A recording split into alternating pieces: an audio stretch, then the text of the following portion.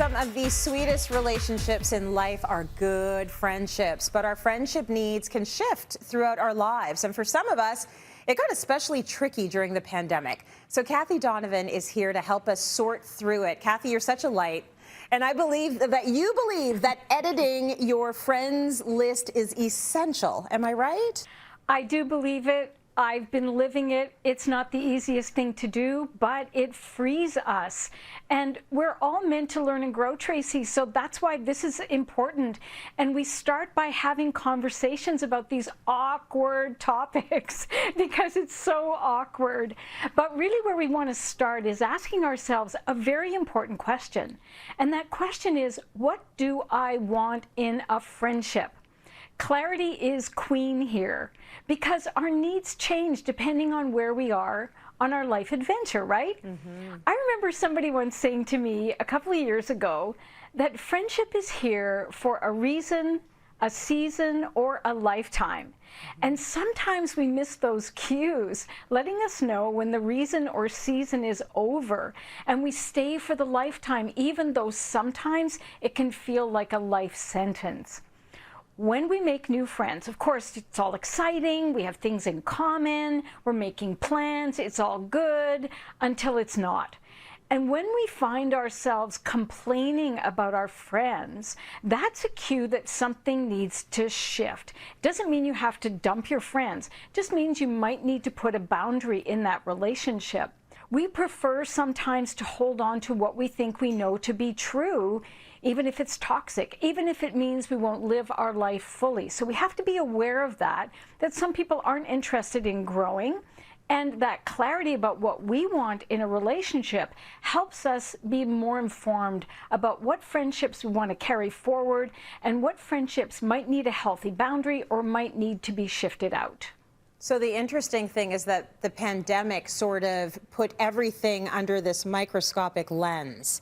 And I think some of us found, friendships were either really, really enforced and tightened, and some of them just sort of faded away, maybe intentionally, maybe not. So what do you do if you're in a situation where you feel like you can't hold space for the type of friendships you had before?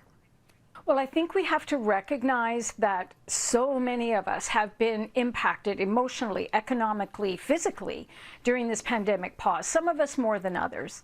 And for some people, really a friendship is not enough support. For some of us, having a friend is enough. We can vent.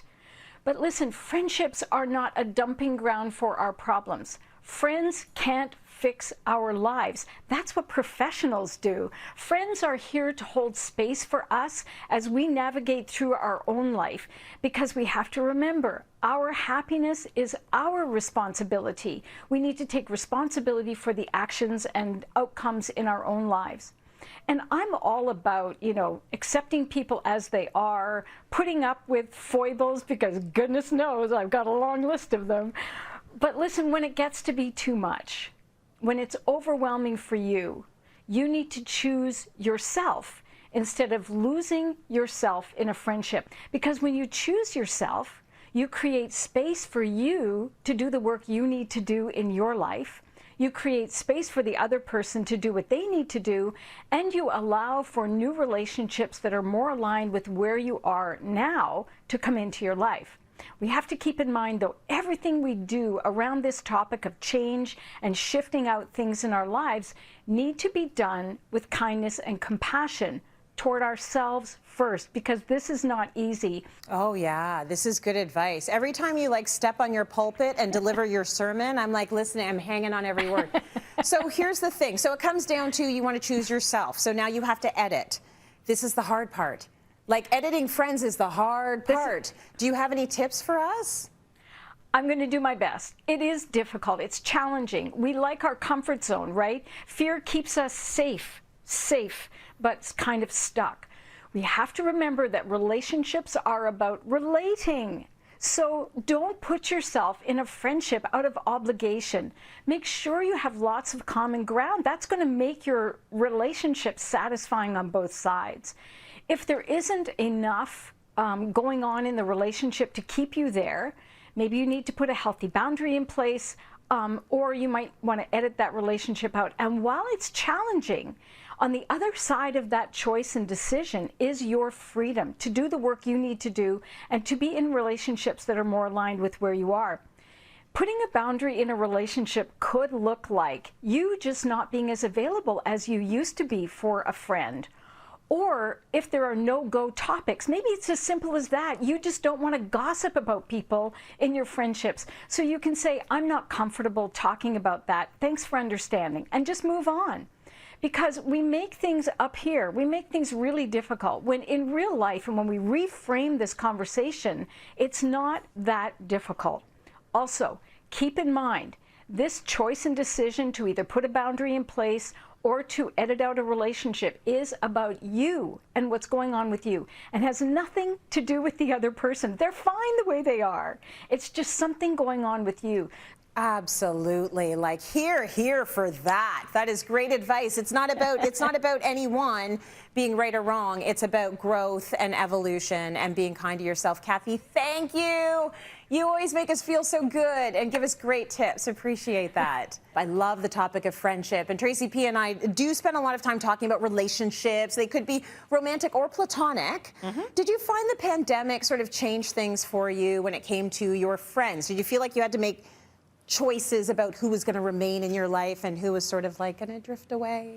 Yeah, I didn't really cut anybody, like cut. Yeah. But I definitely drifted away from certain people. Yeah. For me, particularly, you know, I've been hibernating during the whole pandemic. So for me, I definitely drift away from the people who I felt were living kind of reckless, right? Like I would see them posting, being at parties and doing certain things, and they were inviting me to that. And when I would say I don't want to go, they were actually like stunned and upset at me. Oh, and I'm dear. like, I just don't want to be around the crowds or whatever. Yeah. Like they kind of were annoyed and didn't respect the boundary that I had, because for me it was just a health thing. So for me, that was really during the pandemic something that I started to see the difference in my friendships. I was like, oh, this person doesn't understand that I don't want to be in crowds and I don't want to be around that. And I would see them just living in a way where I was like, that doesn't go along with what I'm comfortable with. And so you kind of talk to them less and less and less and less. What about you? Well, see, I like that Kathie said that that's okay to just